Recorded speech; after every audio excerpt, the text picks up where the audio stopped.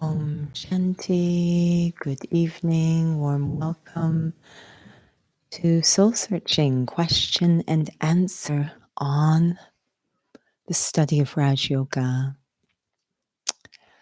And this session is really driven by your questions.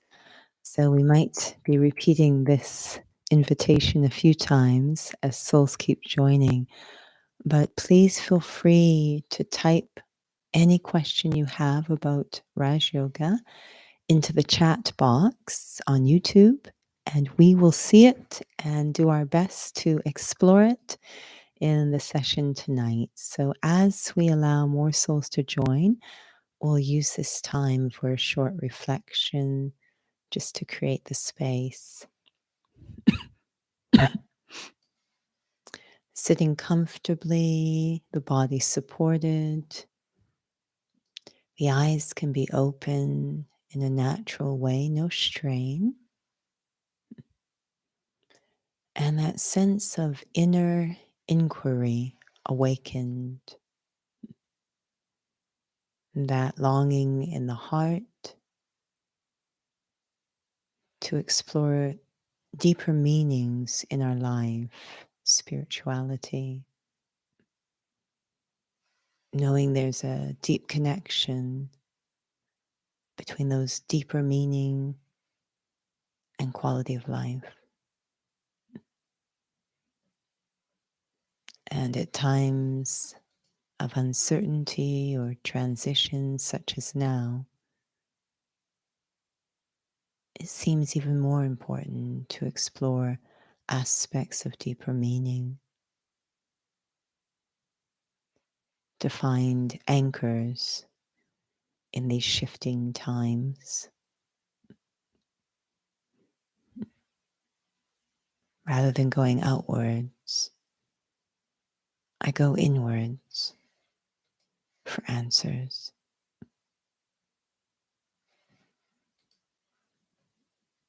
Within every soul, embedded deep, deep within,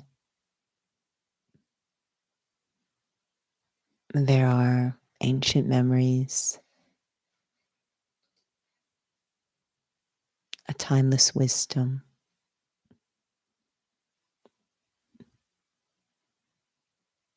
about truth. Nothing to do with personal opinions or customs and cultures. Beyond all of that, and when I'm in silence, free from influences of ego or fear, desire or attachment, in a very open-minded space,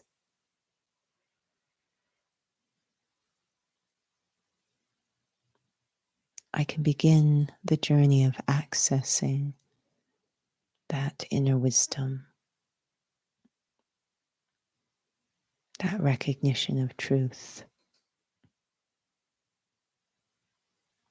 And it begins with the self.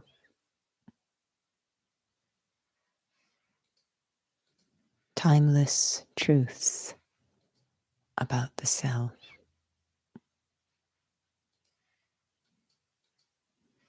This is the realm of spirituality.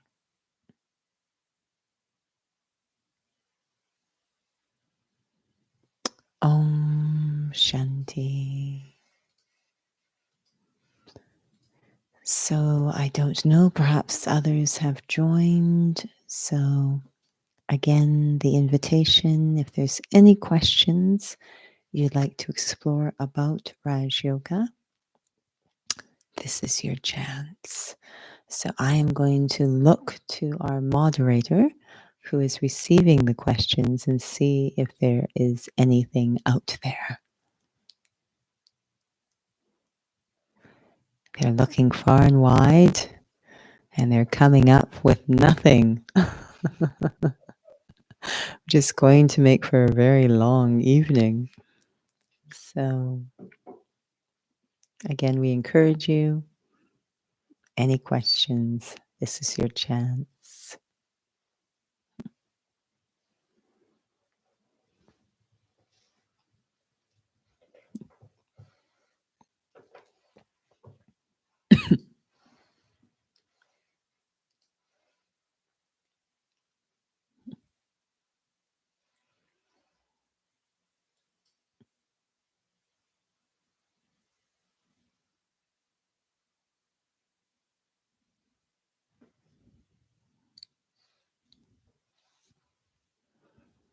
I know we just had a Raj Yoga course, and I'm trying to remember some of the questions that came up in that class. Hmm? Purity.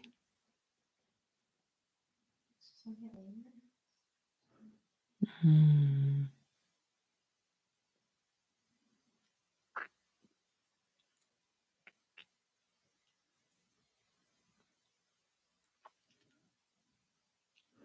I know one of the questions really was about trusting spirituality, trusting the power of purity, um, which seems like a very fragile power in a very almost aggressive world.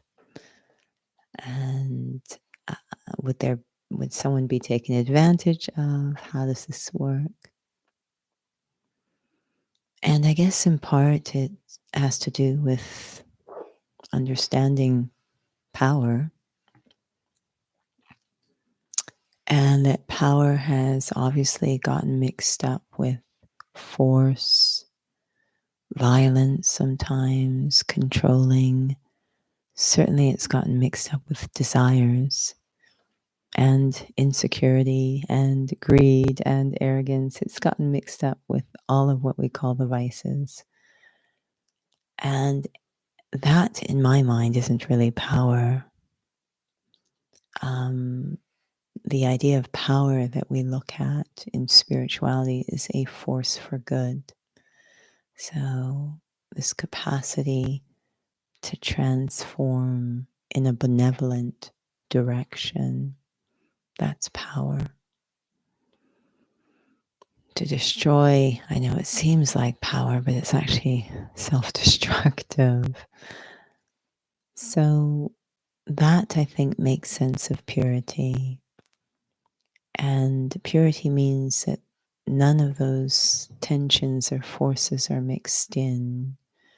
There's actually a great deal of letting go in the power of purity.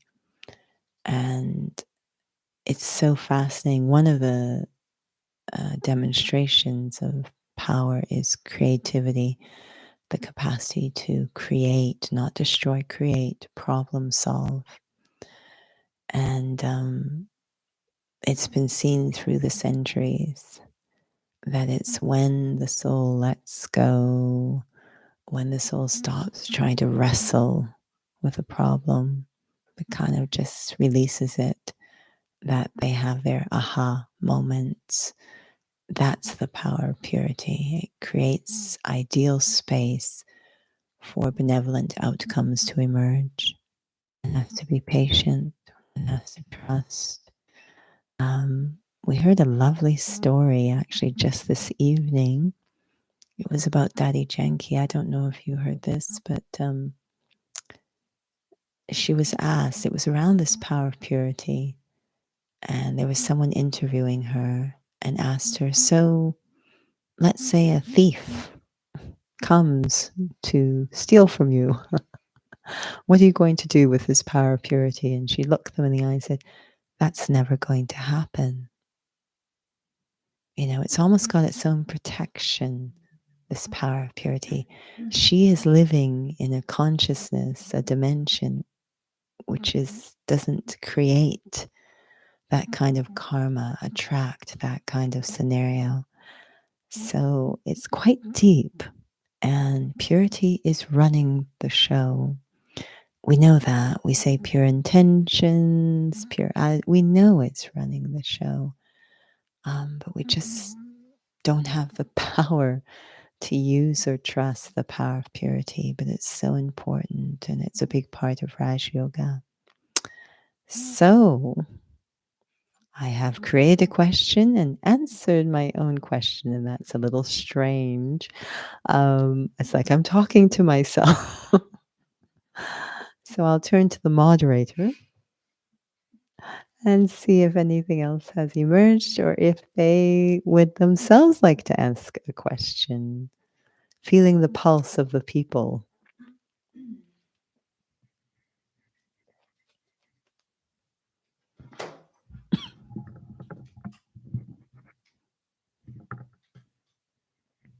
Om Shanti. Hopefully, souls can hear. I guess I was thinking about there are some who have certainly taken advantage of this time. They have felt that there is a chance to be able to go inside. Mm. There are some though will probably say, "Why bother? Mm. It's not really." So, what would one say? No, obviously not to challenge, but Mm. in terms of what would be useful right now. Mm. I remember one of the thoughts I often had from very young was kind of, I felt there was a point to all of this, but I was kind of curious what it was. What is the point? This existential question. What is the point of all of this? And that certainly becomes a very loud question at this time, but it's always been there. That question's always there. It just becomes more intense or louder at times of crisis or change, but it's always there. We tend to ignore it. It's pressing on us, that sense of point or purpose. It's always there, but we can ignore it and fill it with the sound of our day to day life and schedules and what we call normalcy. It's actually, we're filling it or avoiding it with our attachments, creating a nice little comfortable zone that sometimes just lets us stay stuck. But for those who are very pulled to personal growth, character development, core values, expressing them in life, they tend to always be aware of that question. Any situation they're in, because at the center of what guides their life, their compass is personal growth, character development, and core values. Any situation they're in, they're asking, how can I respond? How can I show up in this situation such that I'm expressing my core values, such that I am having personal growth? They're very deeply pulled from inside. I think it's a sense of intrinsic motivation to react, or rather not react, to respond from the best of themselves. So they're always, that's their sense of purpose, that they feel is the point, is to operate at our highest potential, because that creates happiness. So at times like this, it's really business as usual for them. They already know what the point is because they've been exploring it all their life. It's whatever happens, it's not arbitrary, but it is this opportunity to have that personal growth, that character development, cultivate core values, the understanding that nothing happens arbitrarily. And so they're continuing, they're on very solid ground. For those who are having difficulty and feeling very affected and anxious and restless and worried and even afraid, they're just wanting it to be over. And so that they go back to normal. But the funny thing is, they kind of missed the point. It's odd to think that these random things just happen and then they go away. if I miss the point, when it happens again, it will, in a different form. Crisis, just what we experience as crisis, always comes. It's a bit like in school. If I don't learn the lesson, I don't graduate to the next grade. So, this idea of when it goes back to normal, what if it doesn't? What if it doesn't go back to what I'm comfortable with, my attachments? What if it doesn't? What will I do? So, this is an invitation to really assess and explore the very foundation of my life. And is it solid? Or is it so easily knocked over by external circumstances? Because they will come in waves over this feeling that I can make the world go exactly as I want all the time is an illusion. That's heartbreaking, actually. But to develop the strength, come what may, I have character. We keep saying the greatness of the human spirit. I have sufficient resources to respond in a way that enables me to keep living with dignity, with quality, to start to make that the point, not to acquire things or to attach to things or make things go the way I want, but to keep cultivating the greatness of the human spirit. That's the point. So I think if not this wave, the next wave or the next wave will keep inviting, pushing us to get to the point of life. And I can ignore it if I want, and then I'll just become very angry and increasingly irritated and think the world is against me, when in fact the opposite is true. The world is trying to support me in being the best I can be. So it certainly leads us to have some very interesting conversations inside about quality of life.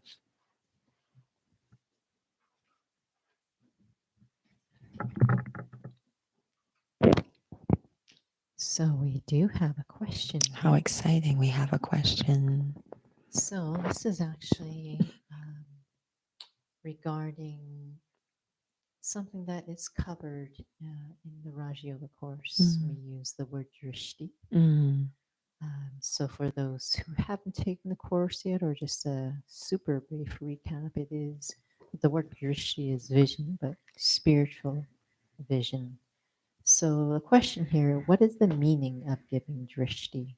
To give drishti, does the person need to be physically in front of us? How to give drishti to family members and beloved ones if they are not sitting in front of us? Is drishti the means to create a positive, powerful thought or positive, powerful thoughts? Or we really need to see, again, a reference, do I need to see the soul on the forehead of the body? Then they have to actually be in front of us. Essentially, what is drishti? What's this purpose? How does it work? Right. The point. Great question. Something that I like about a sustainable spiritual practice is that it has to become natural. And the idea, which we use that language even, so I understand why the question arose, and it's a great question. The idea that I am now giving drishti. I used to really enjoy when I first came into this practice, and I would go to the spiritual headquarters in Madhuban. I'm going to try and reach over here and see if I can make it. When I first came, the main instrument, the head of the organization at that time, was this soul. I don't know if you can see. Is it showing up okay? Yes. So this is what we call Dadiji, this soul, Dadi Prakashmani, jewel of light. Dadi means elder sister. So she was one of the senior sisters, one of the original students, and she was the spiritual head of the organization when I first came into this study. So I would go to the spiritual headquarters, and she read morning class every morning. And of course, morning class starts with what we call conducted meditation, where the soul that's facilitating morning class, in this case, Daddy G, would be at the front of the room. There'd be hundreds of us in the room, and she would proceed to do what we call giving drishti. But this is what it looks like when Daddy G gave drishti. She was like, what? What's going on? It's just, and then.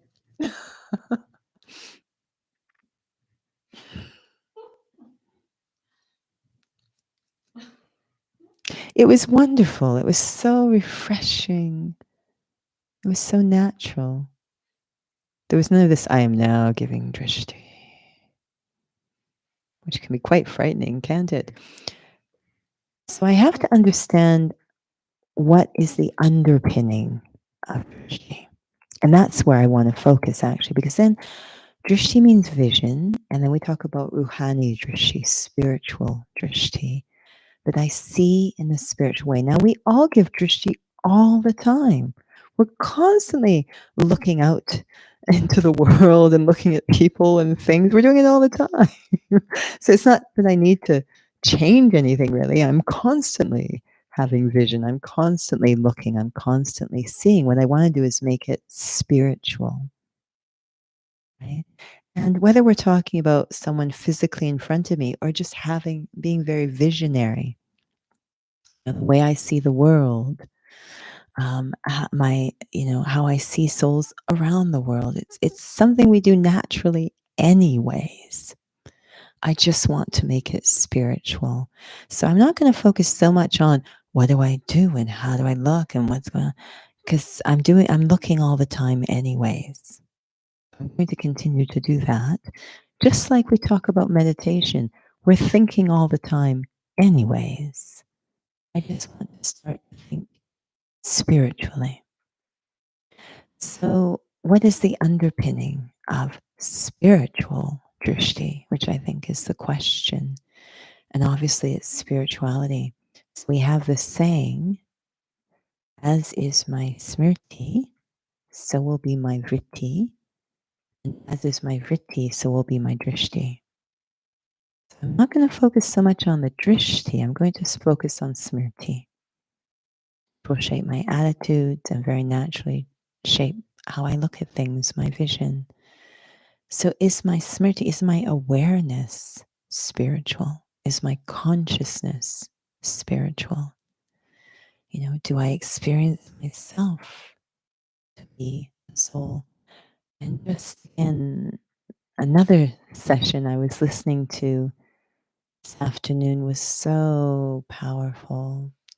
And it was given by a sister whose name is a senior, Asha Didi, who's based in just outside Delhi at a place called Om Shanti Retreat Center, ORC. And she came into the study while the founder, Brahma Baba, was still around. And, her teachers were the senior students who are now administering this organization or even may have passed away. And so she has deep, deep grounding in the essence of this study. And so she was talking about the way that this study was given at the beginning. It's very, very simple, but going very deep. And what she was sharing, what she had been told, is that at that time, they spent so much time just working on their spiritual consciousness, what we call soul consciousness, just so much time on the experience of being a soul. And she added, that isn't happening now.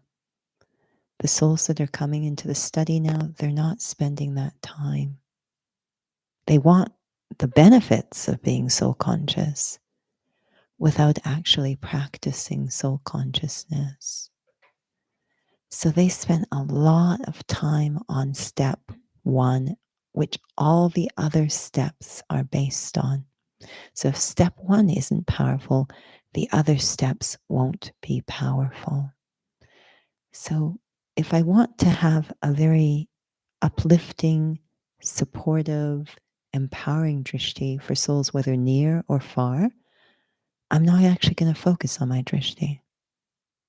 I'm going to focus on my consciousness. Am I soul conscious? Do I understand? Do I have a practice? It will then start to transform my attitude and my vision very naturally. I won't even have to think, I am now giving spiritual drishti. It will be happening. It will be happening. And one of the best examples we have is, of course, infants. Infants are naturally pure. They don't even have to practice soul consciousness. They are naturally pure. So ask yourself, when you look into the eyes of a baby, do you not feel this power of purity coming through their eyes? And do you think they're trying to do that? It's so natural because they are pure. So if I create a very pure consciousness, just focus on that, the rest will happen naturally. My vision, my attitude, my thoughts, my words, my deeds, they'll all very naturally become spiritual and very benevolent just by focusing on step one. I am a soul. And again, Dee Dee's words were really powerful. She wasn't insulting, she was trying to help. That we actually at this time have a weak practice of soul consciousness. And yet we expect so many results. So it was certainly thought provoking to hear. Hopefully that addresses the question. I'm just looking to the moderator in case you're wondering. This far away, Drishti.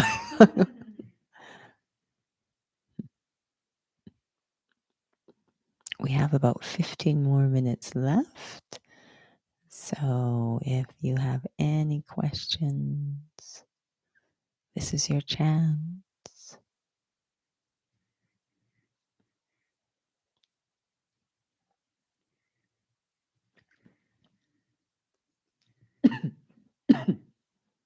Oh, our moderator may have to get creative again.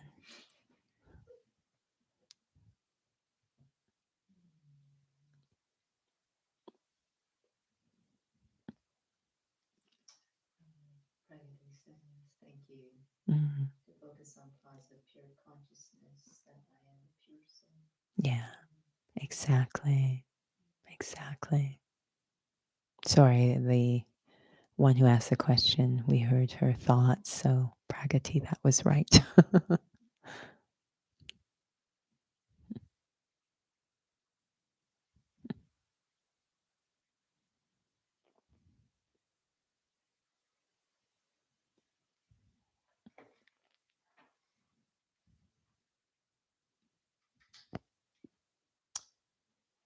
I was thinking about you use the word trust, and I feel that in relation to that question about why spirituality at this time, it was covered, I think, in an inner fitness, but I feel that it would perhaps maybe be relevant for souls right now. The power of one's thoughts. Because it's, I feel related even to this question about consciousness and drishti. And even at this time, I don't know if individuals really are aware of taking care of that. Given there's a lot of other invisible, I guess, influences, at this time, whether they're exposed to it in front of them, like the news and so forth, or not. Yeah, it's a really important topic. Thoughts, really important. So, what we notice is that when souls really want a certain outcome, like I want that job, or I want that person to get healthy, or I want that new iPhone, I want to raise whatever, I want to someone to notice me. at that moment, we say, okay, I'll use the power of thoughts. And funny thing is that thoughts are always powerful. It's not like a tap that you turn on and off. Your thoughts are always having impact, but we decide that it's at certain times that I'm going to pay more attention to them. But given that they're so powerful, shouldn't I be paying attention to them all the time? They are the seed of action and they carry a vibration. They are doing something all the time. So, this topic of thoughts is super important.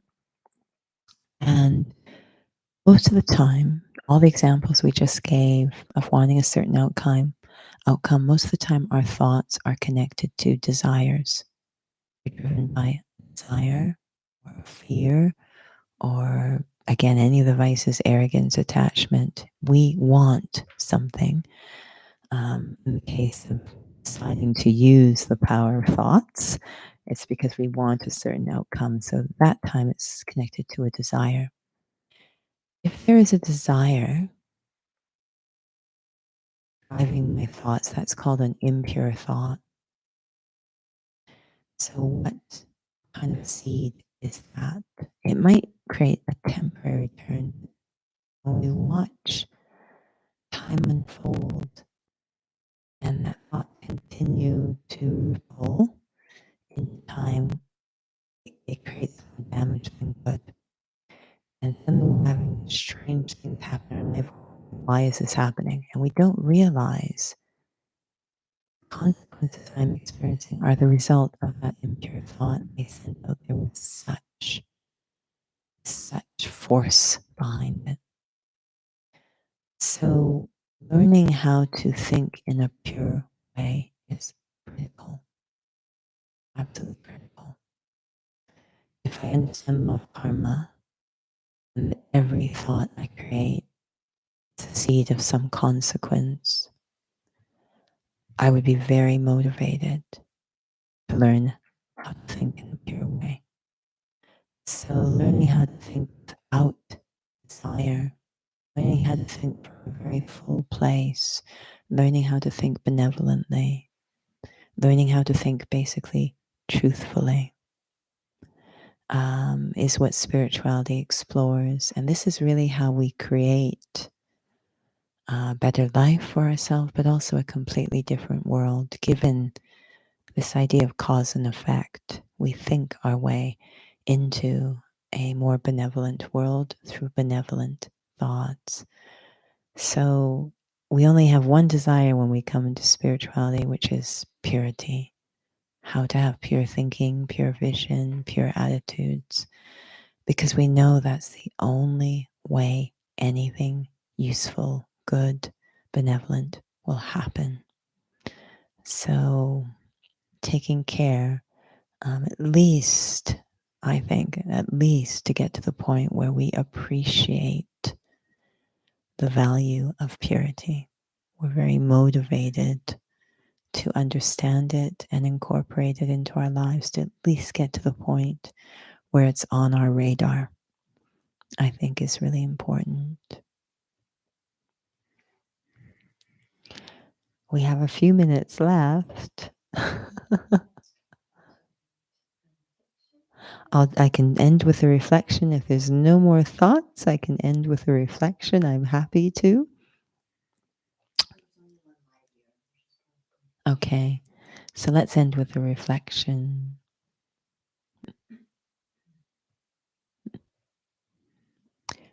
Sitting comfortably,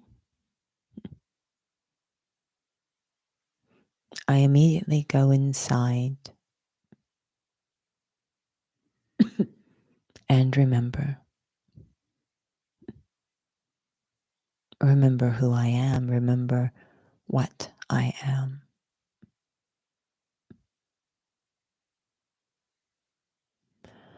I am not this body.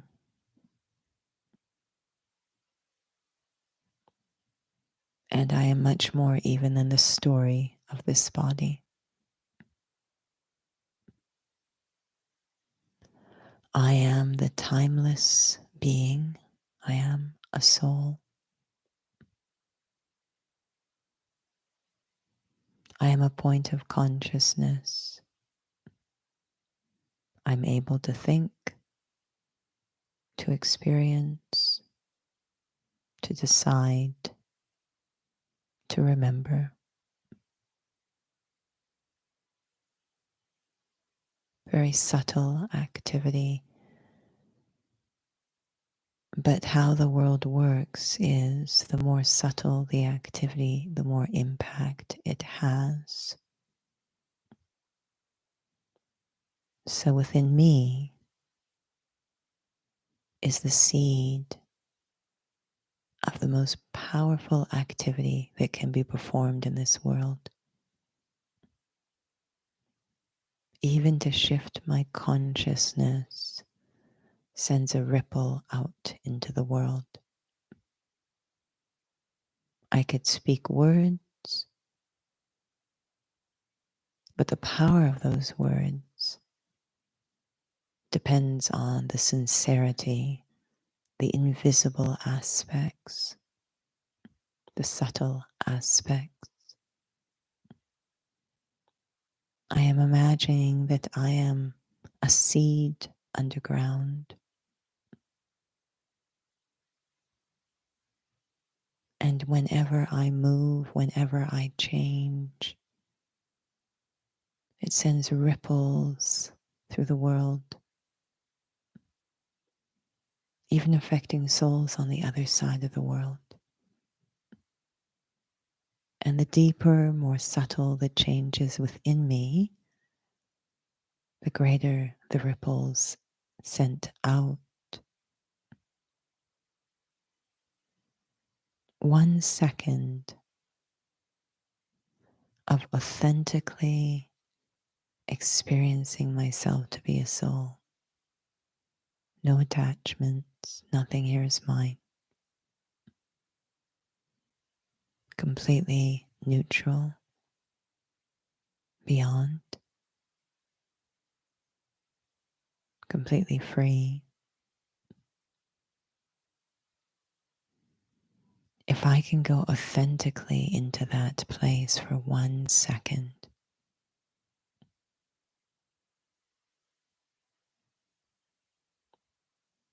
I will have shifted my destiny, sent something out into the world, out into the future. But it has to be authentic,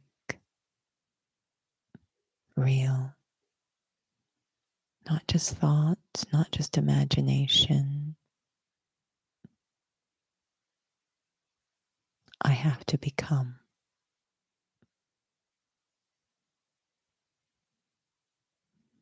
This is what I need to practice. This is the best use of my time, thoughts, attention,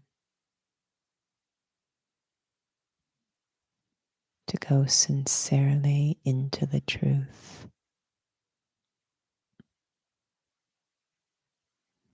I am a soul, fearlessly into the experience.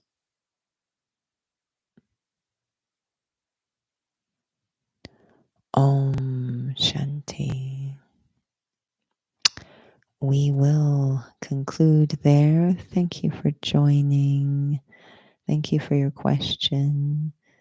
And until next time, our next session for the public is Thursday evening, 6:45 to 7:30 meditation, 7:35 to 8:15 Raj Yoga Essentials. Om Shanti.